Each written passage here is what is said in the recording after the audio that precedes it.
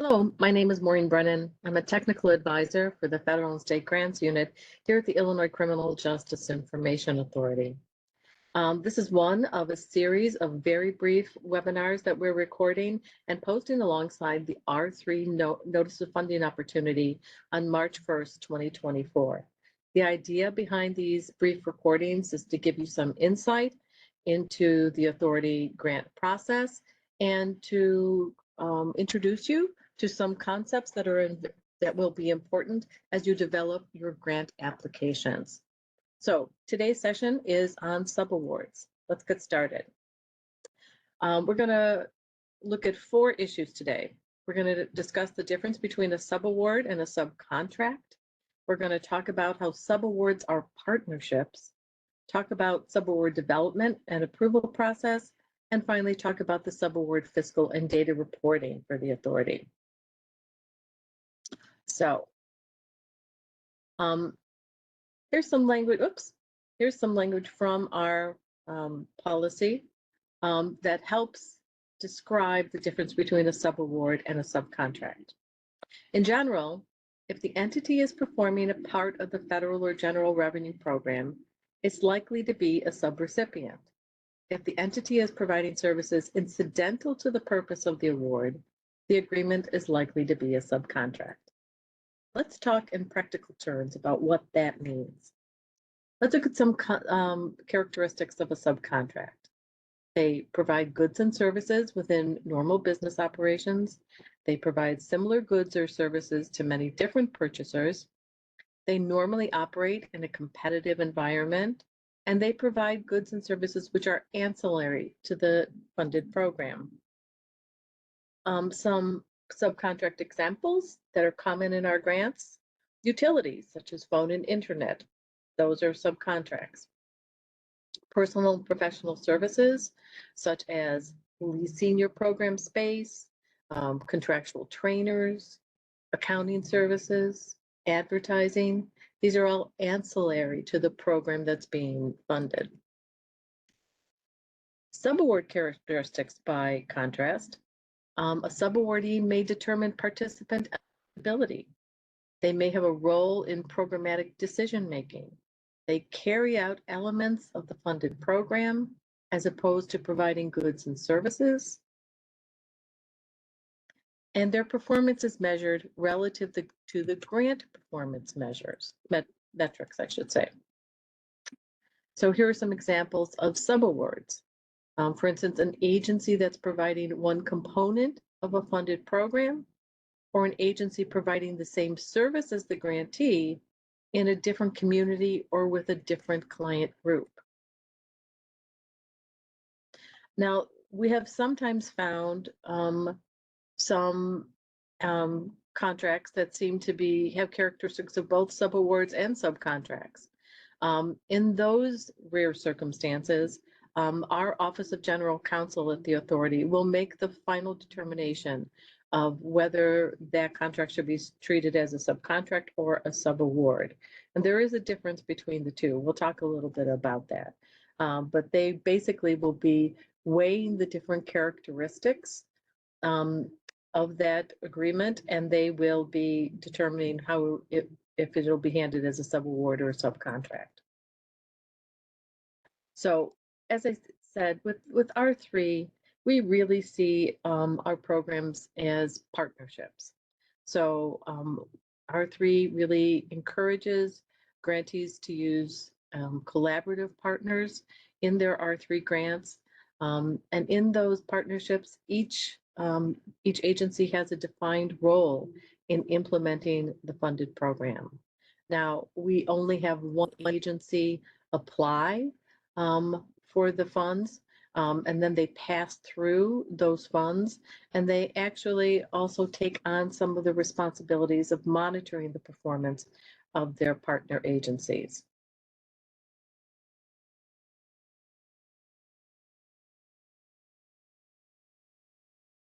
So just a second on some terms that we use commonly. An R3 grantee that has subawards is the pass-through entity. That's the agency that is applying for the R3 funds through the GATA portal. I beg your pardon, through the Amplifon portal. The collaborative partner agency, who's doing some of the work of the program, but is not the applicant, they're a partner of the applicant agency. They're doing part of the work of the program.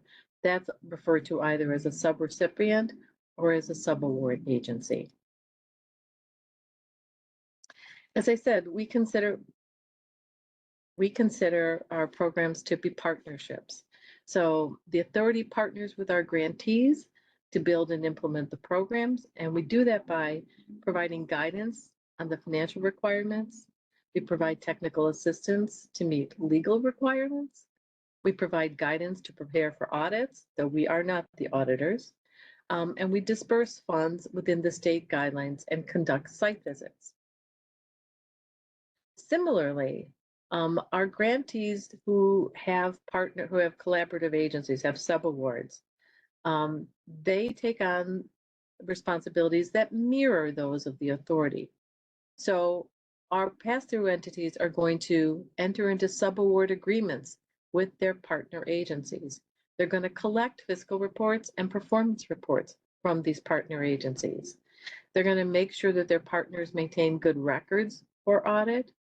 They're going to assure that the spending conforms to the GATA guidelines, the 2 CFR 200.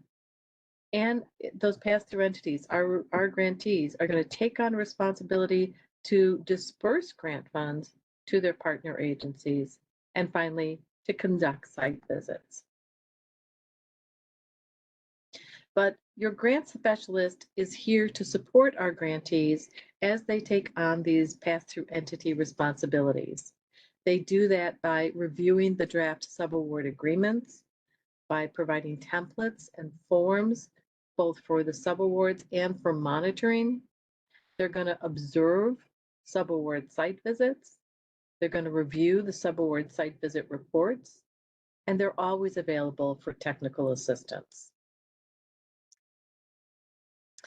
Now, if your agency has long-established partnerships that you want to be part of this R3 application, you may be wondering why you need a written subaward. First of all, we require it, but there's a good reason why we require it, because it's that subaward agreement describes the services to be provided by your subaward partner. It's going to lay out each agency's responsibility in the program, both the grantee and the subaward partner. It's going to describe the reporting and financial requirements that both the subawardee and the grantee are taking on through a grant program. It's going to provide for the dispersal of funds, and it'll also provide for termination. So if you receive an R3 grant and you have subawards as part of that application, then your grant specialist will provide you subaward materials. And then the grantee will work with their subaward partners to develop detailed subaward program narratives and budgets. And then you will use these materials to develop the draft subaward agreement. Those draft subaward agreements are submitted to your authority grant specialist for review and approval. They're there to make sure that the agreement is appropriate and is in good shape. And just like when they will be reviewing your grant agreement, your grant specialist may ask questions and ask for further explanation or revisions to those subaward agreements to make sure that they're in good shape. One of the things they look at is to make sure that the description of what the subaward partner is going to do is a subset of the activities described in the grant agreement, that they're not out in left field, but they're part of that overall plan that was submitted through the NOFO process. They're going to approve those subawards. And when you execute the subaward, you're going to send your grant specialist a copy for our records. And they will be there to help support you in the monitoring of those programs. So some of the things they're going to be looking at: that the materials are complete, that the materials are consistent across the program description and budget, that they clearly articulate the program activity and costs, that the materials conform to the GATA financial guidelines, and that the activities are a subset, as I said, of your grant agreement. So these things that we're looking for in the subaward review are all the same things that we look at in review of your grant agreement.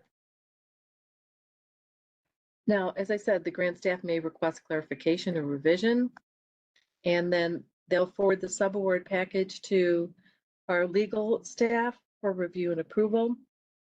And then our legal may, in addition, may ask for revisions to those materials.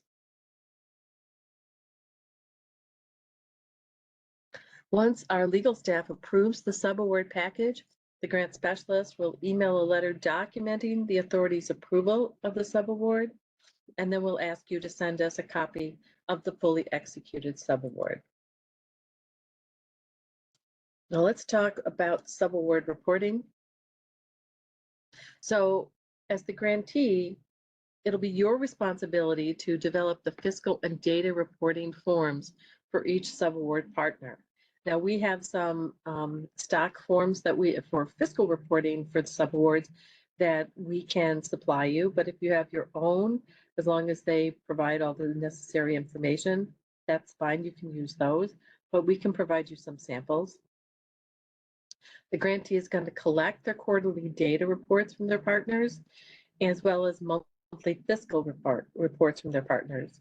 The grantees are going to review and approve both the data and fiscal reports, so it's not the authority's responsibility. This is a responsibility that the grantees are taking on. And the grantees will be responsible for dispersing funds to their partner agencies based on those fiscal reports that have been submitted. And finally, the grantee is going to use those subaward reports to complete their own reporting for both fiscal and data reports that are submitted to the authority. The subaward data reports are due to the grantee within 10 days of the end of the reporting period, so that the grantee can aggregate all of their information and get their PPRs to the authority by that 15-day deadline, which is standard across all of our grants. So that's a quick look at the subaward process. Here's a full list of these R3 NOFO recordings that we're putting together. If you have any questions about the content of this recording or any of the recordings, or of any questions on the NOFO content, I encourage you to use the NOFO Q&A, submit your questions there. We do answer each question, and we post the questions and answers every week on the NOFO site. So thanks for your time today.